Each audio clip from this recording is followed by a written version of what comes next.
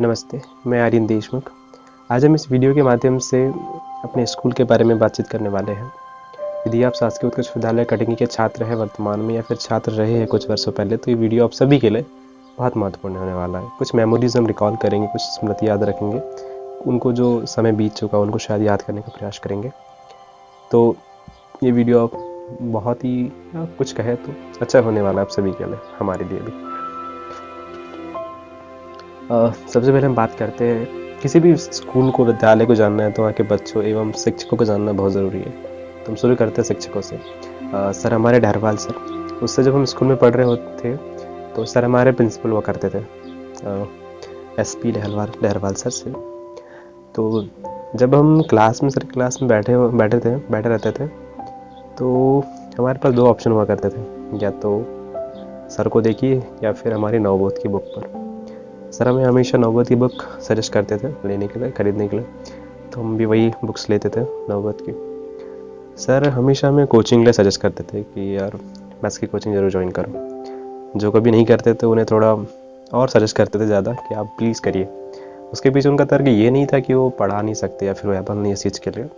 उसके पीछे उनका तर्क ये था चूँकि वे प्रिंसिपल थे, तो शायद उन्हें लगता था कि वे कोर्स उतने अच्छे से समय पे टाइम पे नहीं करा सकते, तो आपका नुकसान ना हो, इसलिए आप कोचिंग ज़रूर ज्वाइन करें।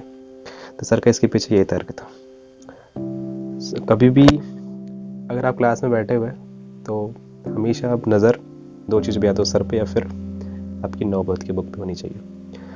कभी सोचिए अगर कोई क्लास में बैठी कोई लड़की, अगर लड़का तो मार कैसे भी खाई लेता है, उसमें कोई दिक्कत नहीं। कोई लड़की क्लास में बैठी है और वो लिप बाम लगा रही है या फिर लिपस्टिक लगा रही है, सोचिए तो उसकी हालत क्या होगी।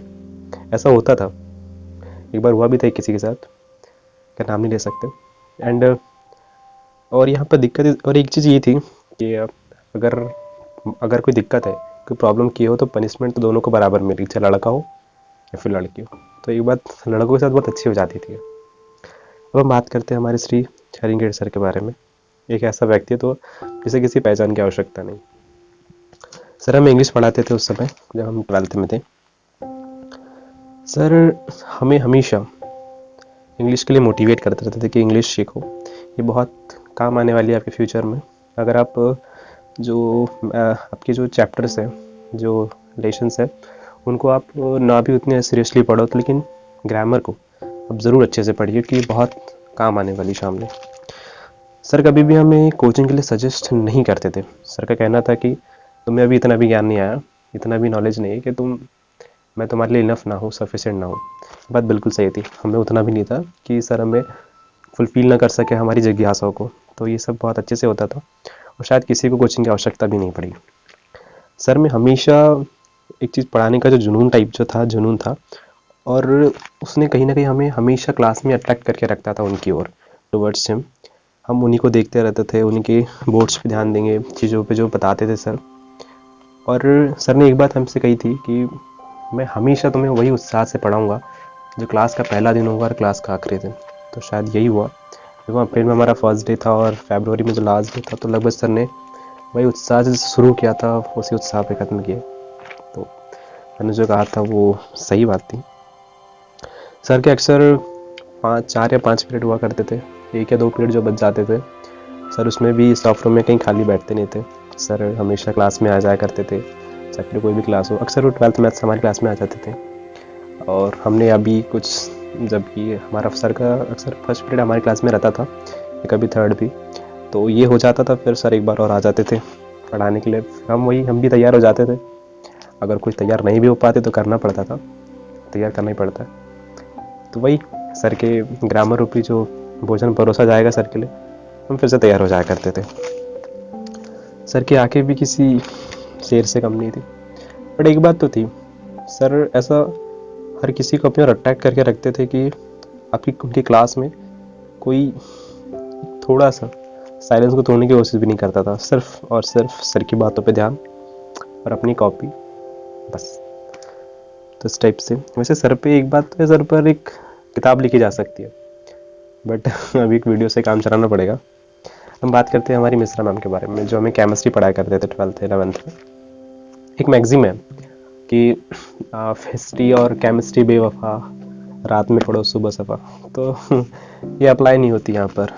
मैडम जो पढ़ाने का जो तरीका था, चाहे वो ब्लॉक्स हो, SPDF हो, या फिर आपकी केमिस्ट्री का कोई ऑर्गेनिक केमिस्ट्री हो, कोई चैप्टर हो, कोई कंसेप्ट हो, एक बात जो कॉमन रहती थी, चाहे SPDF हो या फिर ऑर्गेनिक केमिस्ट्री हो, कुछ भी हो, एक बात कॉमन रहती थी, वो था डेडिकेशन मैडम का पढ़ाने के लिए टुवर्ड्स स्टडी। वो बहुत अच्छा रहता था। मैम हमेशा एक डेडिकेटेड टीचर की तरह पढ़ाते थे सभी को। अब हम बात करते हैं हमारे फिजिक्स टीचर श्री आश्रय सर, जो हमें 12th में फिजिक्स पढ़ाते थे। क्या हुआ कि सेशन स्टार्ट हो चुका था। सर लगभग अगस्त के आसपास आए थे, लगभग 2 महीना लेट हो चुके थे हम। सर का पढ़ाने का थोड़ा तरीका जो थोड़ा निराला था।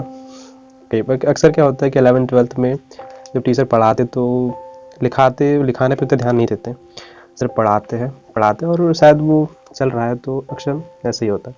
लेकिन सर जब फिज़िक्स में पढ़ाते थे, कोई भी अगर कोई थ्योरम स्टार्ट किया या फिर कोई और लॉज वगैरह कोई भी चीज़, तो एग्जाम्पल भी है तो बाकायदा आपको सर पढ़ाएंगे, तो आपको कॉपी में नोट भी करना है उन्हीं के सामने।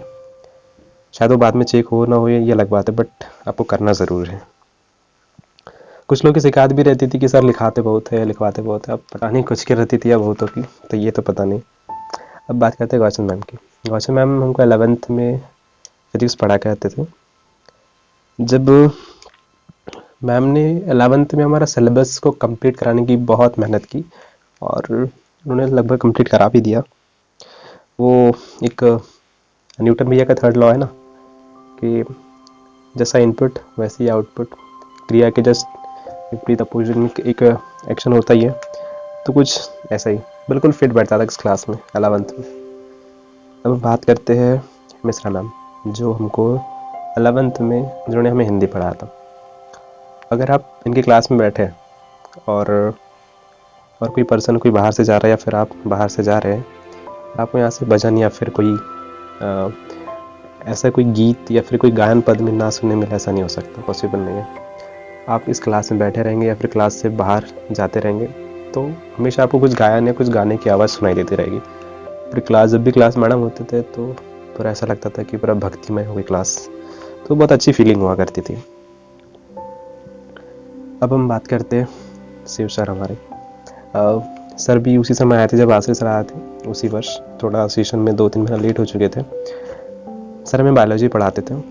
खैर हमारा सब्जेक्ट जो मैथ्स था, बट जो एडिशनल था उनको सर बायोलॉजी भी पढ़ाते थे और मैन वालों को भी बायोलॉजी पढ़ाते थे। बहुत ही कम समय में सर पॉपुलर हो चुके थे पूरे स्कूल में। उनका पढ़ाने का तरीका, बात करने का तरीका किसी बच्चे से बहुत अच्छा था। सर का एक यूट्यूब पे चैनल भी है बायोलॉजी एक्स्ट्रा करके, तो आप ज़रूर देखिएगा उनके वीडियोस।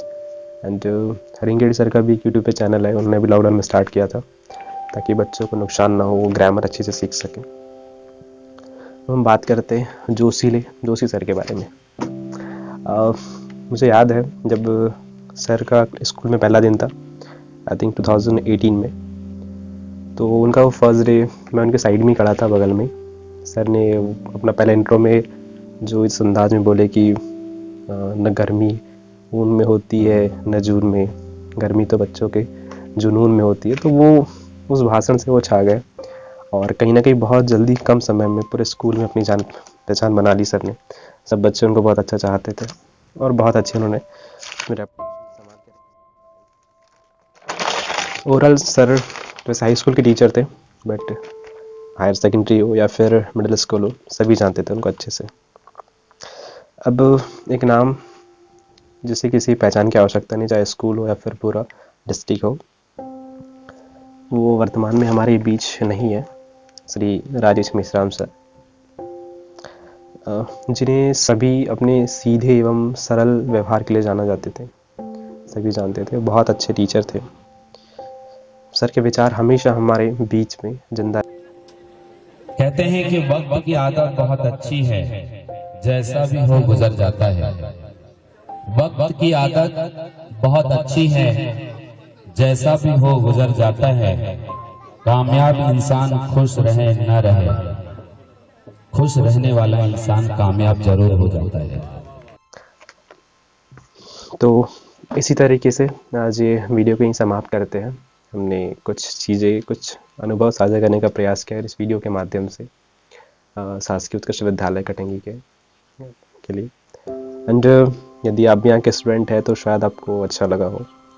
स्लाइड्स में सभी टीचर्स की फ़ोटो जितनी हो सके मैंने कलेक्ट किया और अधिकतर टीचर्स के नाम भी यहाँ पे मैं स्लाइड में डालने के प्रयास करूँगा और इस तरह सपोर्ट करते रहिए। तो फिर और किसी नए टॉपिक के साथ फिर मिलेंगे, तब तक के लिए घर में रहिए। कोरोना बहुत चल रहा है वर्तमान में, सही में डेथ्स हो रही है, तो इससे हमें संभल के रहना है। And thank you very much for watching this video. Thank you. नमस्ते।